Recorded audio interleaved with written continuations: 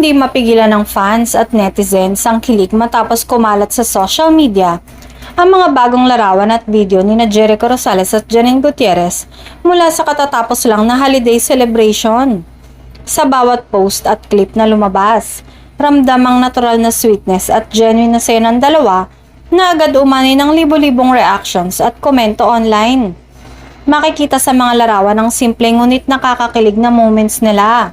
Mula sa mga candid na ngitian, tahimik na banding hanggang sa mga video kung saan kitang-kita ang pagiging komportable nila sa isa't isa. Hindi man sila garapal sa pagpapakita ng kanilang relasyon, sapat na ang mga maliliit na gesture para mapangiti at mapasabi ng sana all ang mga nakakakita. Marami sa netizens ang pumuri sa pagiging totoo at hindi pilit ng samahan ni Jericho at Janine. Ayon sa mga komento, bihira daw ang ganitong klaseng relasyon sa showbiz, yung hindi kailangang ipangalandakan pero ramdam ang lalim.